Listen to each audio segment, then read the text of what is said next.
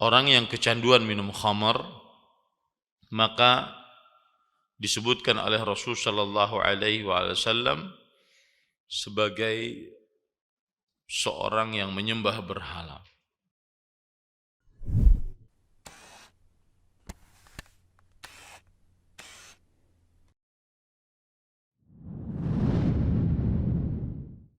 Assalamualaikum warahmatullahi wabarakatuh. Bismillahirrahmanirrahim. Alhamdulillahi rabbil alamin wa bihi nasta'inu ala umuri dunya waddin. Wassalatu wassalamu ala asyrafil anbiya'i wal mursalin nabiyina Muhammadin wa ala alihi wa ashabihi ajma'in. Amma ba'd. Alhamdulillah, kita bersyukur pada Allah Subhanahu wa taala pada hari ini, hari Jumat malam Sabtu 6 Safar 1444 Hijriah, kita dimudahkan oleh Allah Subhanahu wa taala untuk duduk bersama mengkaji ayat-ayat suci Al-Quran dan hadis-hadis Rasul sallallahu alaihi wasallam dalam sebuah kajian rutin setiap Jumat malam Sabtu pekan pertama di Masjid As-Salam, Banjarmasin, Kalimantan Selatan, membaca kitab Al-Kabair yang ditulis oleh Al-Imam Al-Hafidh Abu Abdullah Muhammad bin Ahmad bin Uthman bin Qaymaz Al-Zahabi rahimahullah. Salawat dan salam semoga selalu Allah berikan kepada Nabi kita Muhammad sallallahu alaihi wa ala alihi wasallam, pada keluarga beliau, para sahabat, serta orang-orang yang mengikuti beliau sampai hari kiamat kelak. Dengan nama-nama Allah yang husna dan sifat-sifatnya yang ulia, kita berdoa, Allahumma inna nas'aluka ilman nafi'an wa rizqan tayyiban wa amalan mutaqabbala, Allahumma amin. Masih kita di dalam Al-Kabirah At-Tasi'ah Asyrah, dosa besar yang ke-19. Pada pertemuan sebelumnya kita sudah membahas beberapa poin, yaitu yang pertama adalah ayat-ayat yang menyebutkan tentang haram dan dosa besarnya minum minuman khamr. Kemudian menyebutkan juga atau sudah mempelajari juga poin al-khamru ummul khaba'ith. Khamar adalah sumber dari keburukan. Dan kita juga sudah membaca azabu syarbatil khamr, siksa minum khamr. Kita pada kesempatan kali ini membaca lanjutan dari bab ini. Penulis mengatakan, dzikru anna mudminal khamri ka'abidi wathan. Penyebutan bahwa yang kecanduan minum khamar seperti seorang yang menyembah berhala. Maksud dari poin ini adalah orang yang kecanduan minum khamar, maka disebutkan oleh Rasul sallallahu alaihi wasallam sebagai seorang yang menyembah berhala. Mengapa disamakan orang yang kecanduan minum khamar dengan orang yang menyembah berhala? Salah satu sebabnya adalah karena minum khamar menyebabkan seseorang mabuk dan akhirnya tidak mengetahui apa yang dia ucapkan. Sedangkan penyembah berhala, dia adalah orang yang mengerjakan perkara yang diharamkan, bahkan dosa besar, bahkan kesyirikan. Dari samanya di sini adalah dari dosa besarnya. Adapun hukum dia sebagai orang yang kecanduan minum khamr, apakah hukumnya sama dengan penyembah berhala? Maka tentunya tidak. Orang yang minum khamr tidak mengeluarkan dari agama Islam. Dan orang yang menyembah berhala keluar dari agama Islam. Jadi kesamaannya yang disebutkan oleh Rasulullah SAW di sini adalah kesamaan dari besarnya dosa, bukan kesamaan dari akibat yang didapatkan oleh orang yang melakukan dosa minum khamr dan dosa menyembah berhala.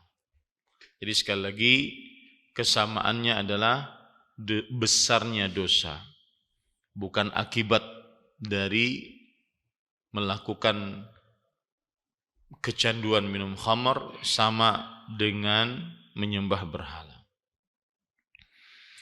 Taib. Hadis yang ke-207 dibawakan oleh penulis, rawal Imam Ahmad fi musnadihi min hadis Abi Hurairah radhiyallahu an, anna Rasulullah sallallahu alaihi wa ala alihi wasallam qala mudminul khamri ka'abidi wathan. Imam Ahmad rahimahullah meriwayatkan dalam kitabnya Al-Musnad dari hadis Abu Hurairah radhiyallahu an bahwa Rasulullah sallallahu alaihi wasallam bersabda, kecanduan orang yang kecanduan minum khamar seperti penyembah berhala. Taib. Kemudian poin selanjutnya, dzikru anna mudminal khamri idza mata wa lam yatub la yadkhulul jannah. Penyebutan bahwa orang yang kecanduan minum khamar jika ia mati dan belum bertobat maka ia tidak masuk surga. Yang dimaksud tidak masuk surga di sini adalah tidak masuk ke dalam golongan orang-orang yang pertama kali masuk ke dalam surga. Akan tetapi mungkin dia disiksa dulu oleh Allah Subhanahu wa taala dengan keadilan Allah Subhanahu wa taala, lalu setelah itu dikeluarkan oleh Allah dari api neraka jika memang tidak melakukan kesyirikan. Jadi tidak masuk surga di sini maksudnya adalah tidak masuk surga dalam golongan orang-orang yang pertama kali masuk ke dalam surganya Allah Subhanahu wa taala. Adapun tidak masuk surga sama sekali, maka ini tidak terjadi karena orang yang kecanduan minum khamar tidak seperti orang yang melakukan perbuatan kekufuran, kesyirikan, kemunafikan akbar yang jika ia mati di atasnya maka ia kekal abadi di dalam neraka, tidak masuk ke dalam surganya Allah Subhanahu wa taala. Jadi yang dimaksud tidak masuk surga bagi orang yang kecanduan minum khamar maksudnya adalah tidak masuk surga di golongan orang-orang yang pertama-tama masuk ke dalam surga, karena orang yang kecanduan minum khamar disiksa dulu di nerakanya Allah, dibersihkan sampai akhirnya dengan keadilan Allah dimasukkan ke dalam surganya Allah SWT. Atau ada opsi yang kedua, memang dia tidak masuk ke dalam surga karena dia menghalalkan minum khamr, makanya sampai kecanduan. Nah di sini dia masuk ke dalam neraka dan kekal abadi di dalamnya, tidak masuk surga karena sebab dia menghalalkan apa yang Allah haramkan. Bukan hanya sekedar sebab minum khamar. Jadi ada dua sebab, ada dua penjelasan di situ. Tidak masuk ke dalam surga, maksudnya adalah tidak masuk ke dalam surga dalam golongan orang-orang yang pertama-tama masuk dalam surga. Karena dia disiksa dulu di dalam neraka. Atau yang kedua, tidak masuk surga sama sekali memang orang yang minum khamar karena dia menghalalkan apa yang Allah haramkan. Hadis yang ke-208, rawan Nasa'i min hadis Ibnu Umar radhiyallahu anhuma anna Rasulullah sallallahu alaihi wa ala alihi wasallam qala la yadkhulul jannata 'aqun wa la mudminu khamrin. Imam An-Nasa'i rahimahullah di dalam kitabnya As-Sunan, dan Imam An-Nasa'i ini adalah namanya Abu Abdurrahman Ahmad bin Ali bin Shu'aib. Beliau seorang hakim, seorang hafidh, ahli hadis, dan beliau yang menulis kitab Sunan An-Nasa'i. Dan beliau berasal dari Nasa. Nasa itu adalah sebuah tempat di Khurasan. Khurasan sekarang di Iran. Dan beliau wafat pada tahun 303 Hijriah. 303 Hijriah. Imam An-Nasa'i rahimahullah meriwayatkan dari hadis Abdullah bin Umar radhiyallahu anhuma bahwa Rasulullah sallallahu alaihi wa alihi wasallam bersabda, tidak masuk ke dalam surga orang yang durhaka dan orang yang kecanduan minum khamr. Untuk orang yang durhaka, maksudnya durhaka kepada kedua orang tua. Dan sama tadi penjelasannya, yang dimaksud dengan tidak masuk surga di sini adalah dia dibersihkan dulu oleh Allah di dalam nerakanya. Setelah bersih baru dimasukkan ke dalam surga. Berarti tidak masuk ke dalam surga dalam golongan orang-orang yang pertama masuk dalam surga.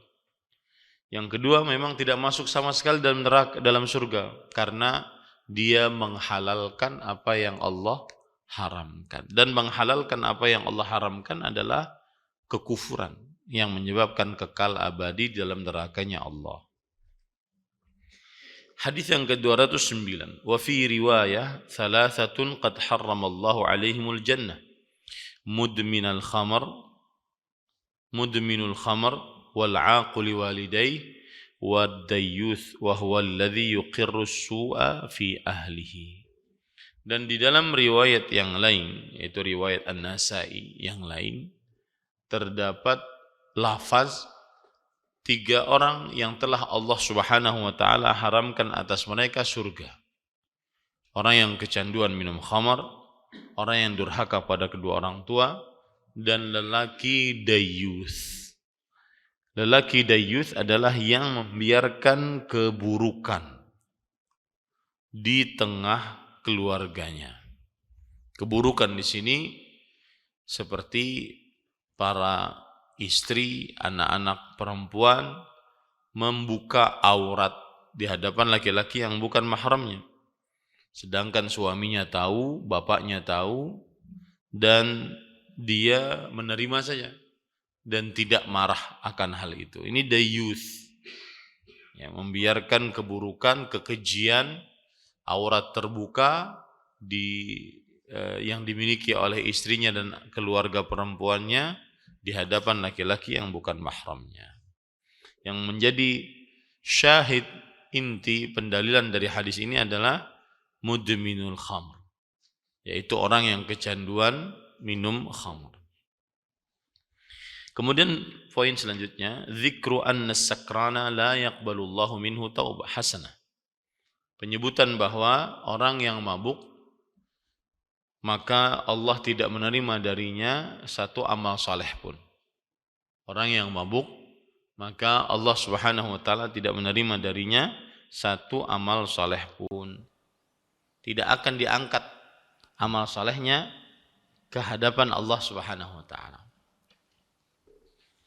Taib, hadis yang ke-210, rawa Jabir bin Abdullah radhiyallahu anhuma anna Rasulullah sallallahu alaihi wa ala alihi wasallam qala thalathatun la tuqbalu lahum salatun wa la turfa'u lahum hasanah ila as-sama' al-'abiqul 'abiq al-'abdul 'abiq hatta yarji'a ila mawalihi fayadha'u yadahu fi aydihim wal mar'atu as-sakhitu 'alayha zawjuha hatta yarda 'anha was-sakranu hatta yasihhu wal khamru ma khamara al-aqla aw ghattahu sawa'un kana rutaban aw yabisan aw ma'kulan aw mashruban. Diriwayatkan Jabir bin Abdullah meriwayatkan bahwa Rasulullah sallallahu alaihi wasallam bersabda, hadis ini riwayat Imam Ibnu Hibban, 3 orang yang tidak diterima untuk mereka tidak diterima salat 3 orang yang tidak diterima dari mereka salat dan tidak diangkat untuk mereka satu amal soleh pun ke langit. 3 orang yang tidak diterima dari mereka salat apapun dan tidak diangkat untuk mereka satu amal soleh pun ke langit. Yang pertama, budak yang kabur dari tuannya sampai dia kembali lagi kepada tuannya. Berarti selama belum kembali tidak diterima sholat budak tersebut dan tidak diterima amal soleh apapun dari budak tersebut. Yang kedua,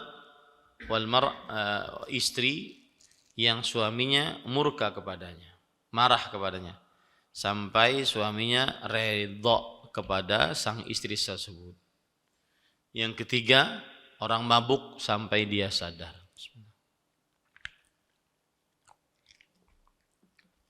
Ini 3 orang yang disebutkan dalam riwayat ini bahwa salah satunya orang yang mabuk tidak diterima satu amal soleh pun yang dia miliki. Kemudian penulis mengatakan khamar adalah yang menutupi akal, baik itu kering ataupun basah, baik itu disebut sebagai makanan yang dikonsumsi atau minuman yang diminum. Setiap yang menghilangkan akal maka itu adalah khamar. Setiap yang memabukkan, menutup akal maka itu adalah khamar. Baik, hadis yang ke-211. An Abi Sa'id Al-Khudri radhiyallahu anhu qala Rasulullah sallallahu alaihi wasallam la yaqbalu Allahu li syaribil khamri salatun ma dama fi jasadihi syai'un minha. Di Abu Sa'id Al-Khudri radhiyallahu anhu, sahabat Rasul sallallahu alaihi wasallam, meriwayatkan Rasulullah sallallahu alaihi wa alihi wasallam bersabda. Ini hadis riwayat Imam An-Nasai, bahwa Allah tidak menerima dari seorang yang minum khamar satu salat pun selama di tubuhnya ada sesuatu yang tersisa dari khamar tersebut. Selama di tubuhnya ada sesuatu yang tersisa dari khamar tersebut. Nah, ini sangat berat ya dan sangat mengerikan hukumannya. Kemudian hadis yang ke-212, wa fi riwayah man syaribal khamra lam yaqbalillahu minhu syai'an wa man sakara minha lam tuqbal lahu salatun 40 sabahan fa in taba thumma 'ada kana haqqan 'ala Allah an yasqiyahu muhla jahannam. Artinya, dan dalam riwayat yang lain yaitu riwayat Imam An-Nasai juga, bahwa Rasulullah sallallahu alaihi wasallam bersabda, siapa yang minum khamar tidak diterima darinya sesuatu apapun dari amal saleh, dan siapa yang mabuk dari sebabkan khamar tidak diterima darinya salat selama 40 hari. Jika ia bertobat kemudian kembali lagi, bertobat tapi kembali lagi, maka Allah berhak untuk meminumkannya dari muhlu jahannam. Muhlu itu adalah eh, nanah akibat luka yang diderita oleh para penghuni neraka jahanam. Ini bahayanya, ancamannya orang yang minum khamar. Nah.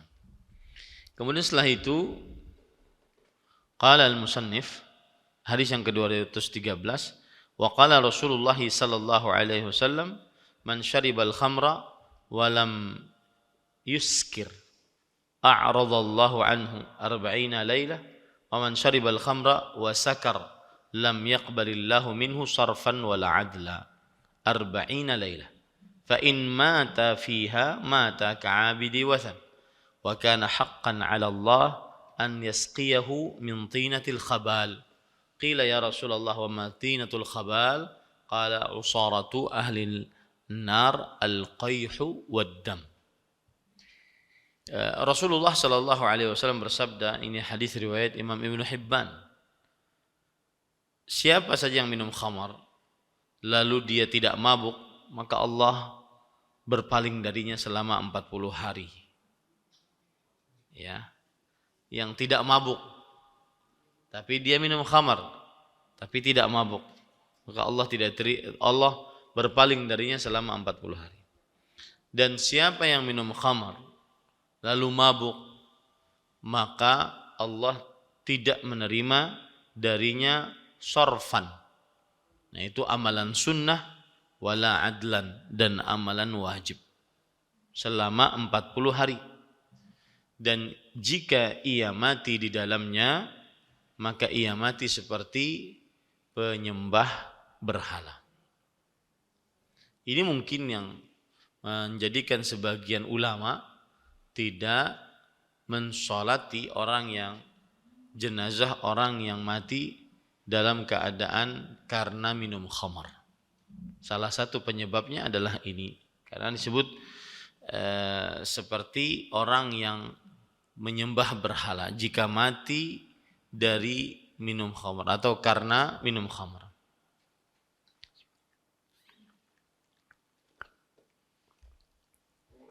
Kemudian dalam riwayat ini disebutkan, dan Allah berhak untuk meminumkannya dari tinatul khabal.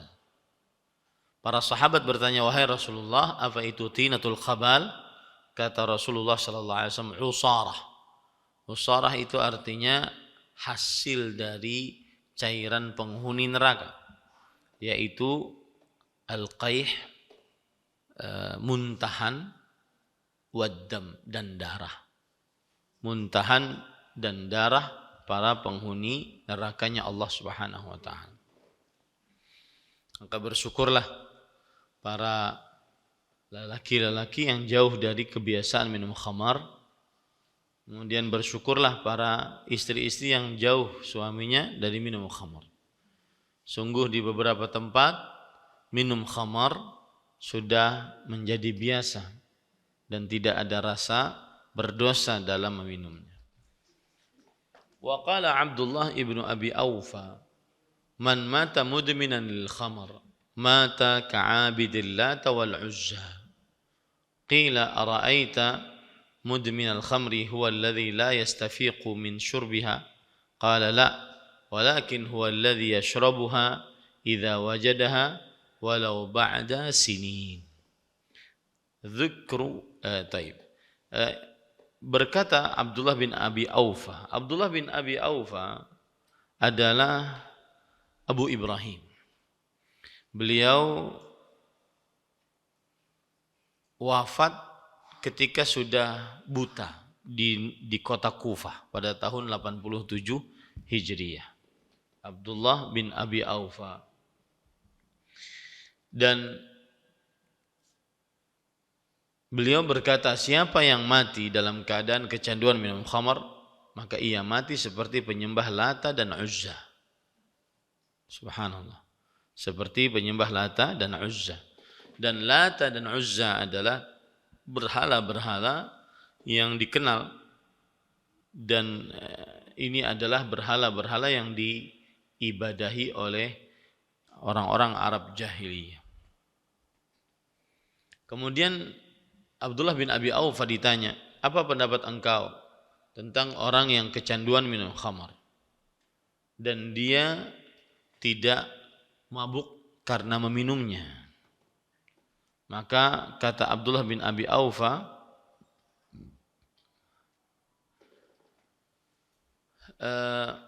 bukan itu yang dimaksud, tetapi dia adalah orang yang meminumnya kapan dia mendapatinya, meskipun setelah beberapa tahun dia tidak meminumnya.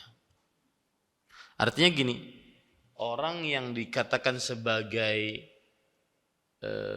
kecanduan minum khamar bukan berarti orang yang tidak harus minum khamar, tidak. Tetapi orang yang kecanduan minum khamar itu adalah orang yang tidak bisa mendapati khamar. Kapan dia mendapati khamar? Pasti dia meminumnya. Meskipun sudah bertahun-tahun enggak minum. Tapi kapan dia mendapati bisa minum khamar, maka dia meminumnya. Meskipun bertahun-tahun tidak minum khamar. Itu namanya kecanduan seperti itu.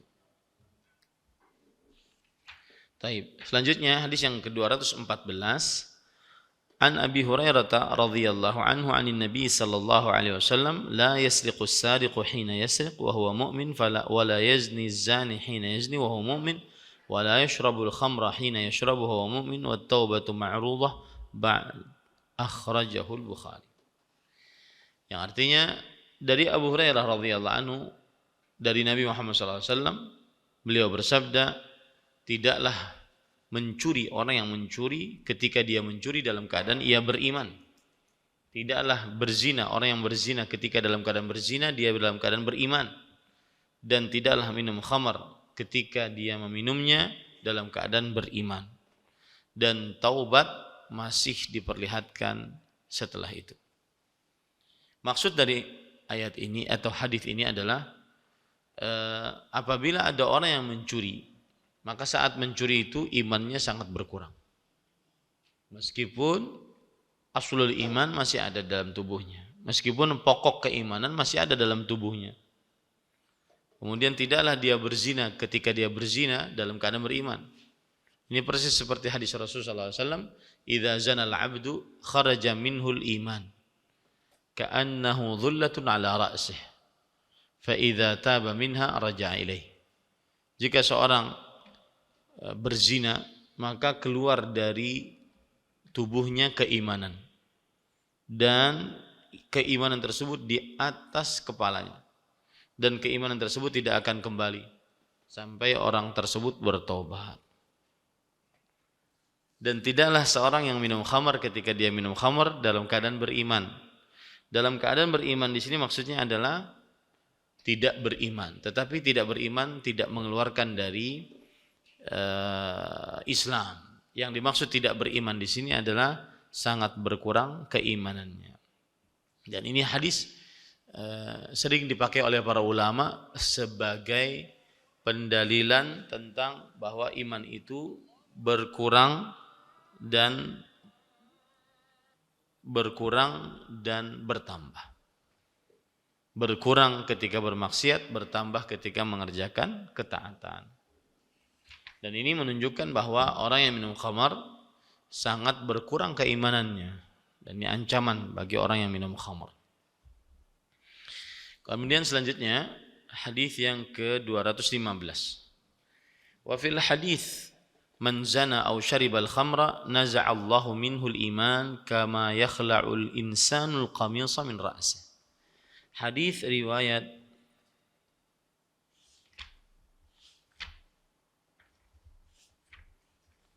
ini disebutkan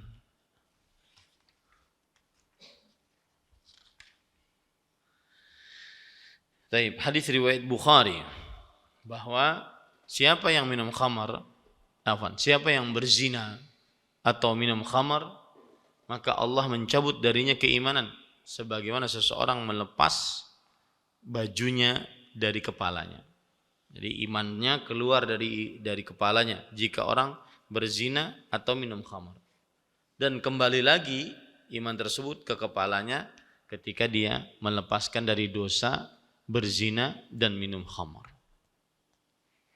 Kemudian riwayat selanjutnya adalah wafihi, riwayat yang ke-216, man syaribal khamra mumsiyan asbaha musyrikan wa man syaribaha musbihan amsa musyrikan. Dan di dalam hadis yang diriwayatkan oleh Imam Abdul Razzaq bahwa siapa yang minum khamar dalam keadaan di sore hari, maka dia akan menjadi musyrik di pagi hari. Dan siapa yang meminumnya di pagi hari, dia akan menjadi musyrik di sore hari. Apa maksud dari hadis ini? Maksud dari hadis ini adalah bahaya minum khamar. Bisa-bisa gara-gara orang minum khamar mabuk, akhirnya dia melakukan kesyirikan. Ini. Taib, hadis yang ke-217. Wa fihi anin Nabi sallallahu alaihi wasallam annahu qala inna raihatal jannah la tujadu min masirati 500 amin wa la yajidu rihaha 'aqun wala mannan wala mudmin khamr wala 'abidu wathan. Yang artinya di dalam hadis yang diriwayatkan oleh Imam At-Tabarani dalam kitabnya Al-Mu'jamus Shaghir, bahwa Nabi Muhammad sallallahu alaihi wasallam bersabda, sesungguhnya bau wangi surga benar-benar terdapat atau bisa dicium dari kejauhan 500 tahun perjalanan. Orang berjalan dari sini selama 500 tahun. Sangat jauh. Baik itu jalan kaki, apalagi jalan kaki. Atau naik motor, naik mobil, naik pesawat, naik kereta, naik kapal. Pokoknya jalan 500 tahun. Ya, maka itu bau wangi surga sudah kecium. Dan tidak menciumnya seorang yang durhaka kepada orang tua. Seorang yang mengungkit-ungkit pemberian, dan seorang yang kecanduan minum khamar, dan seorang yang menyembah berhala. Baik. Hadis yang ke-218. Warawal Imam Ahmad min hadis Abi Musa al-Ash'ari radhiyallahu an qala Rasulullah sallallahu alaihi wasallam la yadkhul jannah mudminu khamrin wala mu'minu bisihrin wala qati'a rahimin. Wa man mata wa huwa yashrabul khamra saqahu Allah min nahril ghawtah wa huwa ma'un yajri min furujil mumisat ay zaniyat yu'dhi ahlan nar rihu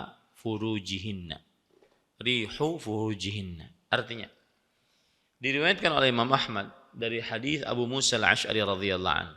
Beliau berkata, Rasulullah SAW bersabda, tidak masuk ke dalam surga orang yang kecanduan minum khamr dan orang yang beriman kepada perbuatan sihir dan orang yang memutuskan hubungan rahim. Siapa saja yang mati dalam keadaan minum khamar, maka Allah akan berikan minuman dari sungai Ghawtah. Sungai namanya Ghawtah yang ada di akhirat kelak. Dan dia adalah sungai yang airnya mengalir dari kemaluan-kemaluan perempuan yang berzina. Sangat menyakiti penghuni neraka bau dari kemaluan-kemaluan tersebut. Nah, ini para ikhwan yang dirahmati Allah, buruknya minum khamar. Ya. Seorang akan diberikan minuman yang mana minuman tersebut berasal dari kemaluan para wanita-wanita pezina yang mereka itu mengeluarkan cairan yang sangat bau dari kemaluan mereka, diminumkan kepada orang yang kecanduan minum khamar. Nah, kemudian hadis yang ke-219. Wa qala Rasulullah sallallahu alaihi wasallam, innallaha ba'atsani rahmah wa hudan lil alamin. Ba'atsani li amhuqal ma'arif wal mazamir wa amral jahiliyah wa uqsimu rabbi ta'ala bi'izzatihi la yashrabu 'abdun min 'abidi jur'atan minal khamr illa saqaituhu mithlaha min hamimi jahannam wa la yada'ha 'abdun min 'abidi min makhafati illa saqaituhu iyyaha fi hadairil quds ma'a khairin nudama. Disebutkan dalam hadis yang diriwayatkan oleh Imam Ahmad dari Abu Umamah Al-Bahili radhiyallahu anhu bahwa Rasulullah sallallahu alaihi wasallam bersabda, sesungguhnya Allah telah mengutusku sebagai rahmat dan petunjuk untuk alam semesta. Allah telah mengutusku untuk menghancurkan al-ma'azif, alat-alat musik, wal mazamir, alat-alat musik, gitar-gitar, dan perkara-perkara jahiliyah, yaitu amalan-amalan jahiliyah. Dan aku bersumpah demi Allah Subhanahu wa taala dengan kekuasaannya, tidaklah seorang hamba dari hamba-hambaku meneguk satu teguk minuman khamar kecuali aku akan minumkan kepadanya semisalnya dari hamim jahannam. Hamim artinya adalah dari api yang menyala-nyala, dan yang dimaksud di sini adalah air yang dinyalakan di dalam neraka jahanam. Dan ini siksa bagi orang yang kecanduan ataupun meminum seteguk minuman khamar saja. Dan tidaklah seorang hamba dari hamba-hambaku meninggalkan dari minum khamar tersebut karena takut kepadaku, melainkan aku akan berikan minum kepadanya dari hadairul quds. Hadairul quds maksudnya adalah surga. Maksudnya adalah surga, disertai atau bersama dengan orang-orang yang bertobat kepada Allah Subhanahu wa taala. Nah, ini kira-kira yang bisa kita sampaikan. Ada hadis riwayat Imam At-Tirmidzi dari Jabir radhiyallahu an, Rasul sallallahu alaihi wasallam bersabda, "Man kana yu'minu billahi wal yawmil akhir fala yajlis ala ma'idah yudaru 'alaiha al-khamr." Siapa yang beriman kepada Allah dan hari akhir, maka janganlah dia duduk di atas meja yang diputarkan atasnya khamar. Berarti disediakan di atasnya khamar. Kemudian Syekh Al-Mubarakfuri yang mensyarah hadis ini dalam kitab beliau Tuhfatul Ahwadhi, beliau mengatakan wa illam yashrab ma'ahum ka'annahu taqrirun lahum 'alal munkar. Meskipun ia tidak ikut minum bersama orang tersebut. Jadi seakan-akan meskipun tidak ikut minum, seakan-akan menyetujui adanya khamar di situ. Maka tidak diperbolehkan untuk duduk bersama mereka dan untuk berpura-pura baik dengan mereka meskipun tidak minum khamar. Karena ada pepatah Arab mengatakan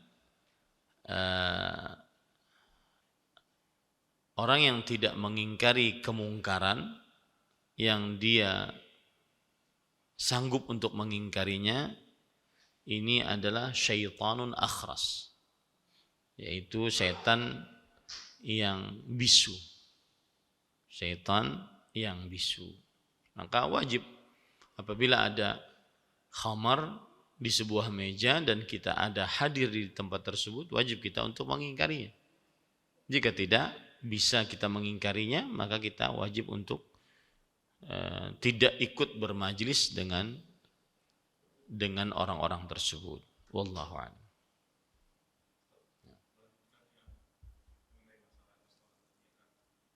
Apa? Ya.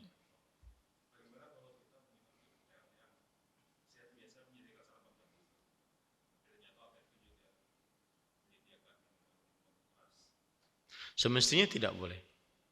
Berdasarkan hadis ini tidak boleh kita makan di situ. Iya. Tidak diperbolehkan kita makan di situ. Karena dikhawatirkan akan kita menyetujui, seperti menyetujui orang yang sedang minum khamr. Nah ini memang berat ya. Ini memang berat. Tapi Ustaz, dia tidak ada di atas meja, cuma dia disediakan. Kapan siapa yang mau, maka dia boleh minta.